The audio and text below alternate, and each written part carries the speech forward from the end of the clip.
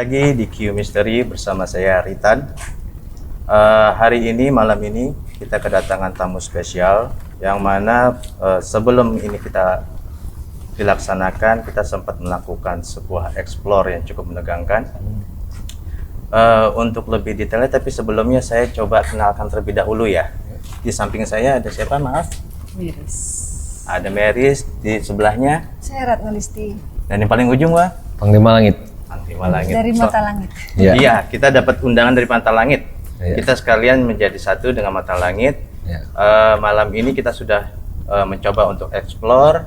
Setelah explore, kita coba akan bahas ada apa tadi setelah melakukan explore tersebut. Mungkin untuk lebih jelasnya boleh dimulai dari pihak Mata Langit atau Iya. dari pihak Meris. Meris. Mungkin Meris dulu kali ya. Coba jelaskan gimana tadi waktu explore ya. Tadi sih pas explore lumayan ini ya, menegangkan, tapi yang boom banget itu pas di toilet gelap gitu sih. Toilet ya. Di toilet apa yang dirasain? Kayak energi apa entah gitu. Saya kan kurang paham ya kalau begitu. Tapi kayak ada yang mau masuk tapi nggak jadi. Masuk ke dalam diri begitu. Tapi nggak ngelihat suatu bentuk atau apa. Enggak. Paling dengar suara aja. Suara seperti apa? Kayak tapi sedikit orang jalan lah. Oh, kayak orang jalan mendekati gitu. Oh, kalau misal dari pihak Mata Langit apa yang dilihat sebenarnya itu? Ya tadi waktu di kita kan tadi eksplorasi dari depan ya, sambil Panglima memantau sosok-sosok yang ada di situ. Nah, soal sosoknya apa saja biar Panglima yang menjelaskan. Ada apa saja di sekolah tadi itu Panglima? Kalau berbicara sosok sih yang dirasa Meris tadi sebenarnya udah terjadi kontak energi sih ya antara sudah ada. Meris dan penghuni di toilet tadi gitu. Oh. Sebenarnya di toilet tadi juga itu ada beberapa sosok seperti dulu saya lihat sosok makhluk tinggi hitam berbulu, ada juga sosok perempuan yang mukanya hancur, dan ada seperti bocah kecil, anak-anak gitu ya, tapi jenisnya siluman. Itu telinganya lebar, jemarinya tuh kayak jemari ikan. Itu memang mainnya di seputar situ. Dia memang makhluk yang berdomisili di air. Makanya dia menempati toilet untuk bermain lah, kita bilang di situ. Seperti itu gitu. Apakah mereka mengganggu dengan daerah sekitarnya? Kalau berbicara mengganggu, ada yang mengganggu, ada yang memang iseng ngusilin gitu, mungkin ajak berteman menurut keterangan yang saya dapat tadi. Ada juga yang baik gitu, ada juga yang baik. Jadi ada tiga PRC ini di sini. Ada yang baik, ada yang usil. Usil dikategorikan jahat sih enggak ya. Dan memang ada yang jahat itulah yang mengganggu. Ya. Itu sosok yang pertama kali masuk, yang ngamuk-ngamuk tadi, yang sampai koprol-koprol. Itu sosoknya Wujudnya apa Panglima? seperti nenek-nenek tua gitu ya, kayak ini bukan ini pelet ya. Malampir gitu bilang. Iya. Malampir tapi rada sadis saya lihat, rada apa ya kita bilang ya, kayak ingin menunjukkan kekuatannya gitu, bahwasanya kami itu kuat, kami itu berpengaruh, kami itu bisa mengganggu manusia. Apakah dia penguasanya daerah sini bukan? Ya bisa dikatakan termasuk dia salah satu penguasa yang siluman jahatnya gitu, si Malampir tadi. Tapi ada sosok yang lain juga sih sebenarnya pengikut-pengikutnya, tapi yang nggak masuk diwakili oleh dia tadi. Itulah yang ngamuk banget. Tapi ya alhamdulillah tadi bisa kita handle, kita cover untuk tidak terlalu jauh ya brutalnya gitu.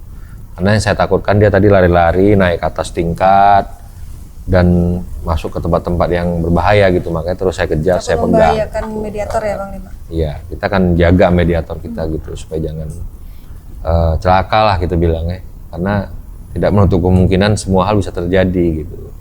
Kalau boleh tahu tadi ada berapa tempat yang dieksplor? Ya tadi dari mulai keliling, kamar mandi, ruang guru, kalau nggak salah saya. Ruang mesin juga ya. Ruang mesin. Lapangan dengan tempat Iya. murid-murid kesurupan. Iya. Oh gitu.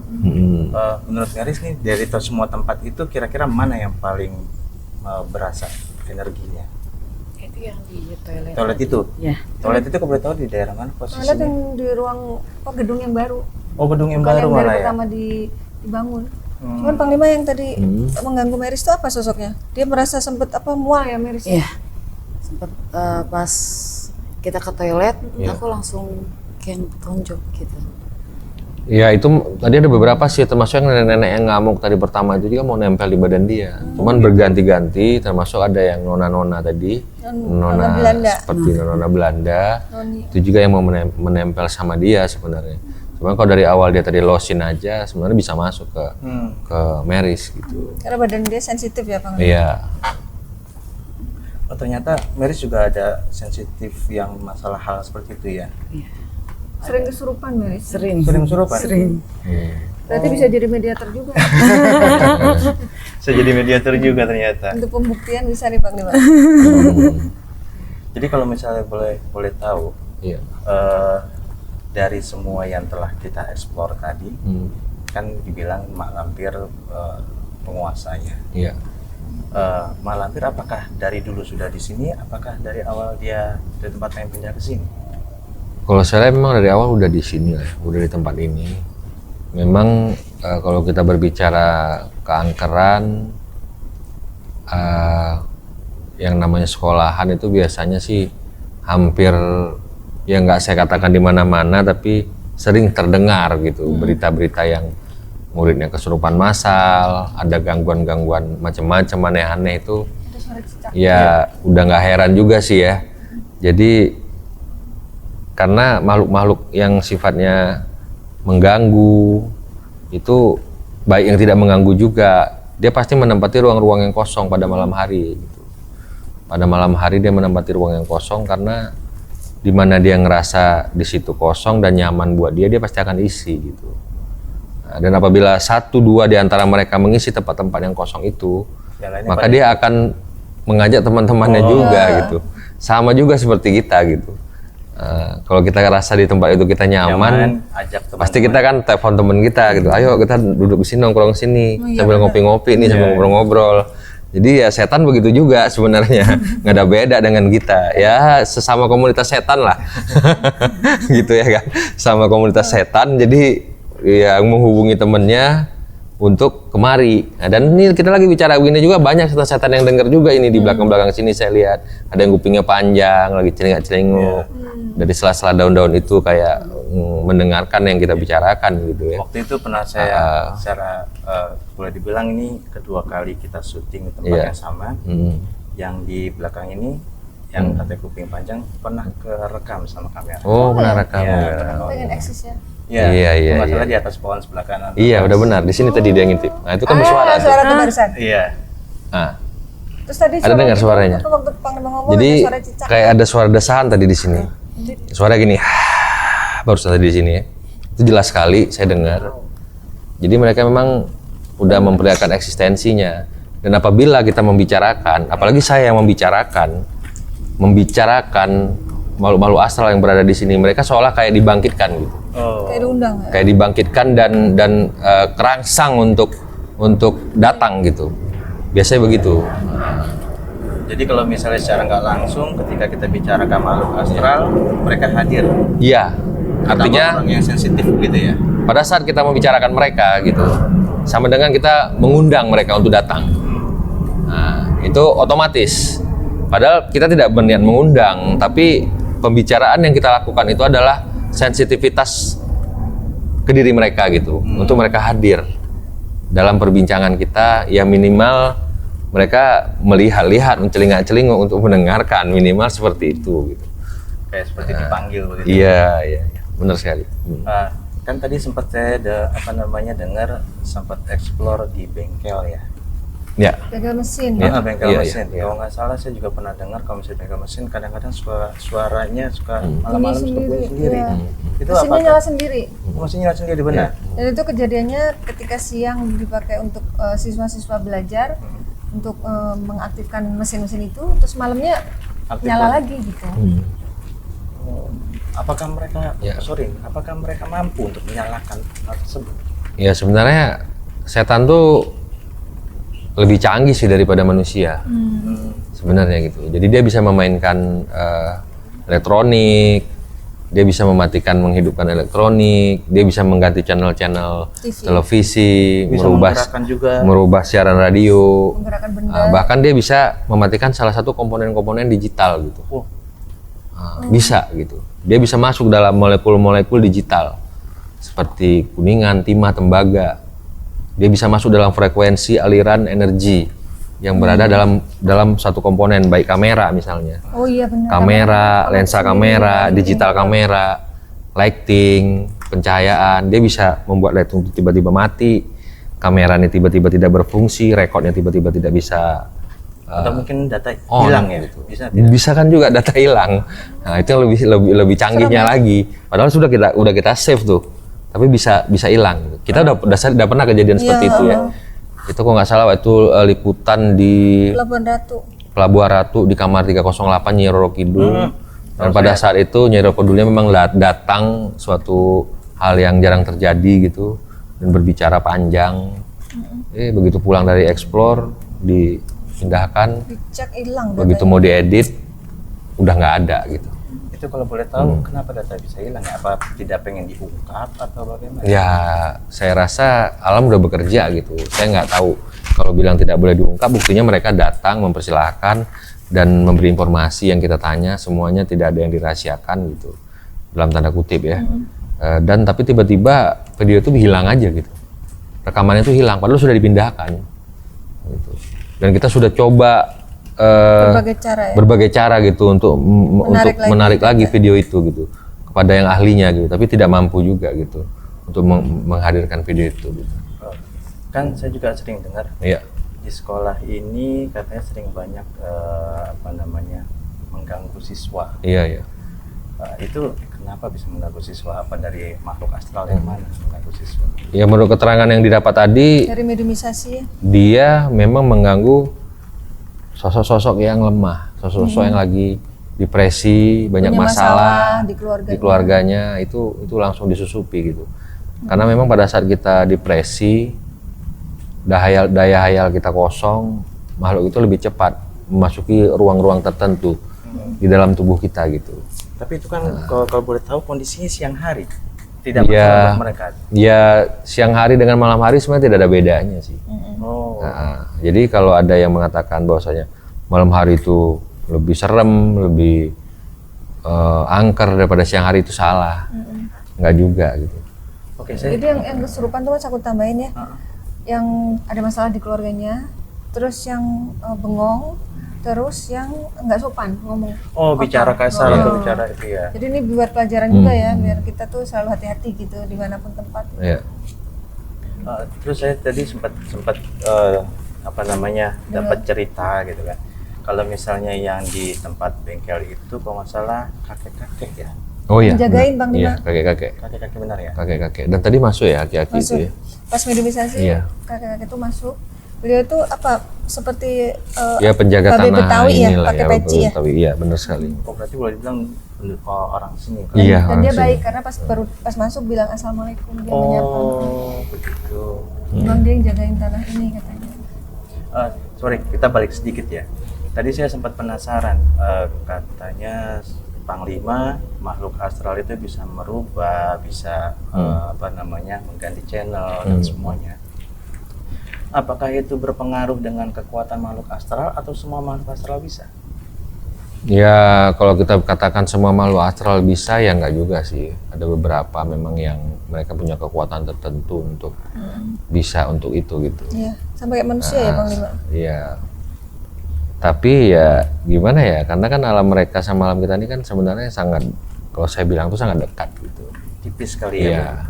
Dan mereka bisa memasuki semua ruang, termasuk ya diri kita, ke aliran darah kita, ke daging kita, ke tulang kita, dia bisa masuk gitu. Jangankan ke pori-pori daging dan tulang diri kita, di dalam besi saja yang padat, dalam baja aja yang padat dia bisa masuk. Iya. Dia bisa berdiam di situ. Di dalam batu yang keras juga dia bisa berdiam di Pohon, situ. Nah, makanya dibilang makhluk halus. Makhluk halus bisa menempati semua ruang. Nah, kalau kita makhluk kasar, belum tentu kita bisa memasuki semua ruang. Itu kelebihan dia yang dia miliki. Tidak semua bangsa kita bisa melihat mereka, tapi sudah jelas semua bangsa mereka bisa melihat kita. Nah, itu lagi satu hal lagi. Gitu. Berarti mereka bisa melihat kita, kita tidak bisa melihat Tidak mereka bisa melihat secara kita. nggak langsung. Nah sekarang maaf nih, saya tanya sama Meris dulu nih Pak. Iya. Meris, aduh, tanya sama Meris jadi Kok jadi saya enggak mau nanyain jadi serba salah saya. Kan dari awal mengikuti penelusuran, katanya di toilet nih, ya kan? Ada nggak kenangan dulu waktu sekolah? Kita kembali. Sekolah, ya kan? Ketika sekolah di tempat sekolah, boleh dibilang bertemu atau merasakan hal seperti ini juga. Enggak sih, lebih sering di rumah. Di rumah? Diganggu di rumah? Secara tidak langsung kayak ada di meja makan aja gitu cewek. Duduk begitu? Iya. Terus kayak ngeliat ular besar di depan rumah. Bentar, kalau misalnya lagi di meja makan ada perempuan gitu duduk situ, jadi makan nggak? Nggak tahu tuh. Tapi dari kecil sih spontan ya. Emang udah sensitif dari kecil? Itu ada bakat indigo ya Panglima kalau kayak Meris gitu. Ya, artinya sensitivitas dirinya lebih tinggi gitu. peka ya? Lebih tinggi, lebih peka, dan ada apa ya kita bilang cakra-cakra tertentu di dalam diri itu yang sudah kebuka gitu. Dan itu secara otomatis biasanya seperti itu. Kalau boleh tahu kan Meris ini sensitif nih Panglima. Tidak semua orang sensitif dan juga tidak semua orang yang sensitif mampu dan sanggup mengatasi. Iya. Mungkin ada gimana caranya supaya orang yang sensitif mereka jadi sanggup dan orang yang tidak bisa melihat mereka jadi lebih percaya. Sebenarnya kalau dikatakan sensitif tidak sanggup itu sebenarnya butuh waktu ya, butuh waktu untuk mengendalikan semua itu. Ada prosesnya. Ada prosesnya gitu. Ada yang memang dari kecil dia sudah mampu mengendalikan, sudah kuat jiwanya, mentalnya gitu. Ada yang memang belum siap, artinya belum kuat gitu menerima itu. Tapi dia terus disusupi, tapi dia juga tidak bisa melawan untuk tidak makhluk itu masuk ke dalam dirinya gitu. Nah, tapi berjalannya waktu sampai dia matang usia mungkin 40-an gitu, itu biasanya dia akan duduk sendiri dan secara otomatis terkendali, berproses berjalannya waktu gitu. Yang saya lihat seperti itu sih ya, pengalaman-pengalaman yang udah pernah saya lihat, saya dengar gitu. Tapi ada juga memang yang dia tidak menolak hal itu dalam dirinya, bahkan dia benar-benar memanfaatkan keadaan itu dengan membentuk ke arah yang positif. Artinya dia mengendalikan dan tidak melawan kodrat, tidak melawan takdir. Bahwasanya dia adalah seorang indigo gitu. Oh iya benar. Yang selalu ditemani oleh bangsa-bangsa jin. Kan seperti itu. Nah, maka kalau itu terjadi gitu, ya mungkin hidupnya akan lebih indah gitu. Karena dia Yang bisa. stres itu yang nggak bisa menerima Daripada ya, dia melawan takdir, melawan kodrat, apalagi dia berusaha untuk menghilangkan dengan mendatangi spiritual, paranormal, nggak akan bisa itu dibuang, nggak akan bisa. Oh dikunci, bisa dikunci katanya supaya nggak masuk, supaya nggak begini, nggak akan bisa, karena itu ibarat sebuah perjanjian yang mungkin tidak disepakati, tapi itu adalah otomatis sudah terjadi karena faktor keturunan. Faktor keturunan yang memang mungkin leluhurnya dulu ada orang-orang yang mempunyai kemampuan lebih gitu, mempelajari ilmu kebatinan, mempunyai kemampuan kebatinan yang tinggi gitu. Maka turun ke anak cucunya gitu. Tapi itu tidak semuanya diturunkan kali ya, hanya orang-orang. Dia tidak diturunkan, tapi dia akan memilih. Oh, Makhluk itu akan memilih yang mana nih yang yang akan yang pantas gitu untuk saya Diikutin. untuk saya dampingi. Oh, Apalagi misalnya begini, makhluk itu mungkin sudah merasa dulu dia nih pendamping engkongnya, pendamping akinya gitu, melihat cucu yang pernah didampinginya almarhumah akinya yang udah tiada, mungkin dia niaya orang ataupun mungkin dia mau disantet orang, dia merasa kayak seperti bertanggung jawab gitu. Saya harus melindungi nih orang. Menjaga ya. Caranya dengan apa? Mungkin tidak bisa membackup langsung menangkis sihir dan santet tadi, tapi ya dengan memberi sinyal pertanda. seperti pertanda bahwasanya oh ini kamu ada yang sesuatu ganggu ya. melalui mimpi, melalui simbol-simbol alam, itu pasti akan bekerja dia dengan semestinya. Berarti Komaris ini dari leluhurnya ya Panglima? Kemampuannya Kalau dia? saya lihat seperti itu. Jadi ada yang mendampingi berarti dia nih. Ada. Oh. Panggil sosok bulan. Kok tahu? Kalau boleh tahu dari pihak bapak pada pihak ibu. Ibu. Oh, pihak ibu. Apa sosoknya Panglima kalau Komaris? Kalau saya lihat kayak ratu-ratu gitu. Kayak ratu-ratu yang dampingi dia. Cantik dong ya. Hmm. Kamu pernah ketemu? Enggak sih. Tapi sering muncul kalau ketika aku kemasukan. Dia wilayah pantai sih itu. Iya. Ya. Tapi ada dari kakek juga. Mi, kamu kayaknya ada dua suku bangsa ya, Iya. bercampur ya. Kamu ya. Bapak kamu orang mana? Cirebon semua. Cirebon ya. Berarti masih masuk Sunda lah dia. Kalau Mama? Cirebon Iya, juga. Sunda, Sunda, Jawa Barat. Iya. Ada bulenya nggak? Enggak ada. Jawa Barat. Kalau boleh tahu Panglima punya kelebihan dari umur berapa atau sejak kapan? Saya mulai tertarik dengan dunia spiritual itu tahun 96. Iya. Tahun 96. Itu belajar atau ada gimana? Awalnya sakit. Awalnya sakit. Dari rasa sakit yang saya derita, saya percaya gitu bahwasanya mistis itu ada gitu. Bahwasanya sihir itu ada gitu. Penyakit karena santet ada gitu ya? Iya, gitu. Jadi menarik dari pengalaman yang terjadi, saya jadi bertekad gitu, wah, saya harus punya ilmu nih.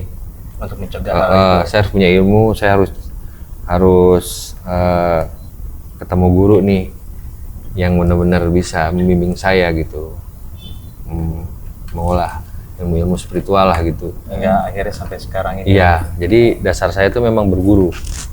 Saya punya guru dan guru saya bukan satu gitu. Dan guru saya bukan satu. Saya berguru dari bermacam-macam suku gitu. Ada berguru sama orang Jawa, ada berguru sama orang Banten, ada berguru sama orang Kalimantan, ada berguru sama orang Aceh, ada berguru sama orang Batak.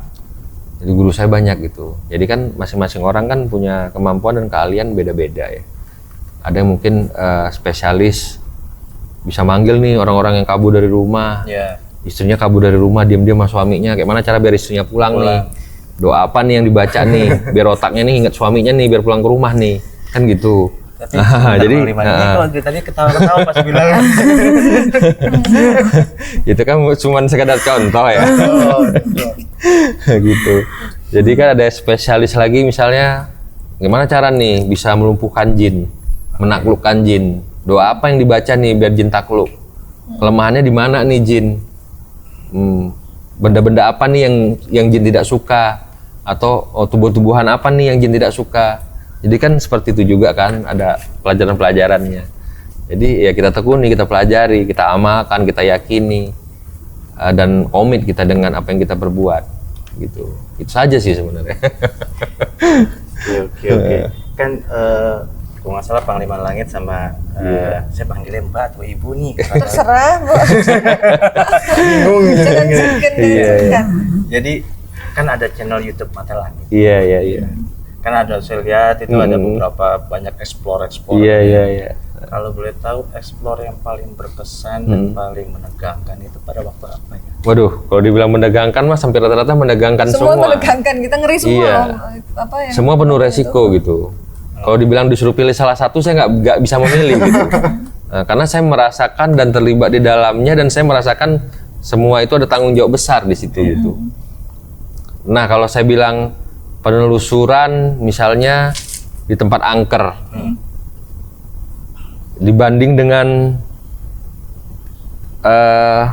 saya mengobati orang yang terkena santet dengan melakukan mediumisasi, mana lebih galak, mana lebih serem? Wah, sebenarnya sama-sama serem ya. Cuman persentasinya mungkin ya ada 80%, 70%, 90% gitu-gitu doang sih. Beti lah, beda-beda tipis. Ya kan? Tapi kalau disuruh pilih restoran mana yang paling serem, sebenarnya serem juga. Pembersihan rumah orang juga serem. Sampai setannya ada yang jalannya begini, sampai yang jalannya begini, kayang. Jadi macam-macam gitu. Karena kan kita masukkan ke mediator. Iya. Mediator ISMI itu bisa berbagai gaya. Jadi dia mewakili sosok yang masuk. Mewakili sosok itu. Dan sudah banyak korban di rumah itu. Gitu. Sedang bahasanya juga ya berbagai bahasa. Di rumah itu sudah banyak korban, dan memang di satu perkomplekan itu, perumahan itu kesurupannya estafet gitu. Ganti-gantian? Ganti-gantian. Pertama rumah nomor 73, besok rumah nomor 80. Itu modelnya townhouse atau perumahan? Iya, seperti townhouse lah. Karena satu komplek itu hanya 21 rumah. Iya, 21 rumah. Tapi giliran itu 21 rumah itu giliran semua, ada yang muntah darah, ada yang pecah kepalanya, ada yang malam dicekik terus tidurnya, ada yang macam-macam peristiwa. Dan yang saya bersihkan itu sudah 4 orang dia panggil. Jadi dia bilang, ini saya orang terakhir nih. Dia cari di Google katanya waktu dia ketik jasa Ghostbuster, yang keluar ada 3 pilihan katanya, termasuk Panglima Langit kata di bawahnya. Dia teleponlah saya. Ya udah, saya bilang langsung ke klinik saya aja, saya bilang. Nah, gitu, datang dia ke klinik, dia ngomong lah istrinya lagi hamil muda. Tiba-tiba keguguran. Neneknya jatuh dari tangga lantai 2, ngesot-ngesot kepalanya pecah. Ada buktinya. Bapaknya lagi ngecat rumahnya, tiba-tiba tangganya ambruk jatuh, kakinya robek. Pokoknya berhubungan dengan darah gitu. Adiknya nginep di rumahnya, tiba-tiba malam dicekek. Jadi pentingnya ada aja masalah di situ gitu. Ada aja masalah. Dan bukan di rumah dia aja, dia penghuni terakhir di Tonos itu ya. Iya, karena rumah yang lain udah yang lain tuh udah di tempat-tempatin gitu. Jadi rupanya kisahnya jadi rupanya kisahnya itu pada saat pembangunan townhouse itu developernya tidak minta izin. Oh, dengan daerah. Main tebang aja pohon besar, main tebang aja apa di situ istana jin rupanya. Ya. Jadi begitu situ rata, itu jadi perumahan udah bagus, bekerja lah jin itu gantian. Diganggu nih, satu-satu boleh percaya boleh. Tapi itu bukti mas, fakta, gitu. Dan hampir dijual itu rumah sama dia pertamanya. Dia udah habis akal gitu. Kalau ini juga nggak sembuh, masih diganggu, saya jual. Dia sakit-sakitan ya, dia sakit-sakitan terus menjadi rumah itu kayak sesek. Jadi dadanya nih kayak berat, dia bilang. Tapi sekarang udah aman sih, nggak pindah, masih udah bersih. Sejak saya tangani itu, karena satu-satu saya tobatin semua itu setan. Semuanya ada entah 15 siluman gitu. Salah satu episode di Mata Langit. Saya tobatin semua. Rumah satu kampung masuk Islam. Jadi ditobatin, bener-bener berubah-ubah gitu suaranya. Yang nenek-nenek, yang makhluk tinggi besar hitam, yang kayak siluman kerbau, siluman ular. Masukin berkali-kali. Bukan berkali-kali lagi, Mas. Waduh. Udah nggak tahu bilang lah. Iya, babak belur lah udah. Pentingnya pulang dari situ kepalanya jendol, Mas. Sini jendol biru, sini sini lecet. Jadi kalau setiap mediumisasi itu pasti ada yang brutal cacat gitu. Dan dia tidak merasakan ya? Bukan nggak merasakan, memang ya nikmati aja. Karena itu bibirnya contoh, pecah, kukunya copot, macam-macam. Sudah teruji lah sih. Yang langsung ini kadang lehernya langsung angus, kebakar gitu. Itu kok boleh tahu tuh yang satu rumah, itu boleh juga kan satu townhouse ya? Iya. Satu komplek. Berarti semuanya kena. Semua rumah. Semuanya. Ganti-gantian, Mas. Dan ini rumah satu dan yang lain tuh gantian. Habis ini yang manggil paranormal, gantian rumah besok kayak gini, gantian gitu. Tapi tetap ada gangguan gitu. Dan mereka yang tetangga-tetangga saling bertanya. Informasinya kan ada grup WA tuh. Oh. Gitu. Terus pernah satu masa kesurupan masa. Rumah yang sini adiknya, rumah yang sini suaminya, rumah yang sini istrinya, bareng gitu. Kayak mereka tuh pengen nunjukin eksistensinya gitu. Setelah kita ungkap apa sih akar permasalahannya, rupanya mereka nggak terima gitu. Karena pas proses pembebasan tanah itu mereka ada yang anaknya kepotong lehernya, ada yang patah kakinya, ya karena Yang nggak izin ya. iya. Ya, Berarti- kita nggak bisa meremehkan sih karena mereka memang ada ya di sekitar kita gitu. Dan mereka makhluk ciptaan Tuhan juga yang pengen dihargai. Itulah kayak manusia juga gitu. Berarti secara nggak langsung sama kayak yang tadi di sekolah ya. Kita mau kemanapun, mau dengan siapapun kita harus izin dulu. Ya supaya jaga sopan kita- santun Iya, aja, betul. saling menghargai. Iya. Secara nggak langsung begitu. Nah sekarang kita balik lagi ke Meris nih. Meris, Iya. kan tadi kan kita udah tahu tuh ada turunan dari ibu, ya kan? Leluhur ya, yang ikut. Leluhurnya. Pernah nggak ke bawah dulu? Sering sih. Ada nggak pesan dari yang mendampingi Meris? Mungkin pesan yang boleh dibilang, Meris kamu nanti begini ya, Meris kamu jangan begini ya. Ada nggak sih mereka, biasanya mereka itu sampaikan dalam mimpi nggak sih? Enggak sih, paling melalui mama ya. Oh mama yang memberitahukan. Tapi si Eyang ini masuknya ke aku dan Oh Gitu. jadi Jadi kamu dimasukin jadi kesurupan ya? mediator, terus kasih tahu ke mama kamu. berbicara langsung dengan mama. Oh begitu caranya. Komunikasi ya langsung. Oke. Panggil aja biar masuk ke badannya. Kalau kamu pengen nanya-nanya. Boleh bisa. Lalu iya kan ada panglima. Oh iya, saya lupa. boleh. Ayo. Tadi dulu saya mikir dulu. Nggak apa-apa nih. Oke, seru juga. Boleh. Boleh izin ya? Boleh. Boleh ya? Ini juga agak berat nih.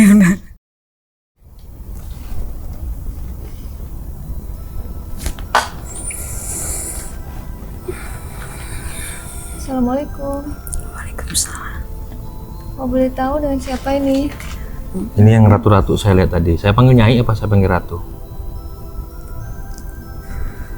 Ratu saja. Ratu saja. Boleh tahu namanya Ratu apa ya? Aku. Kristal sama Paku. Santet maksudnya. Oh, tujuannya? Untuk menghancurkan. Nah, waktu itu masuk banyak orang. Atau waktu itu dia bermain air di jam 6. Jam 6 orang. Maghrib. Maghrib. Apa tugas Anda di sini apa? Allah.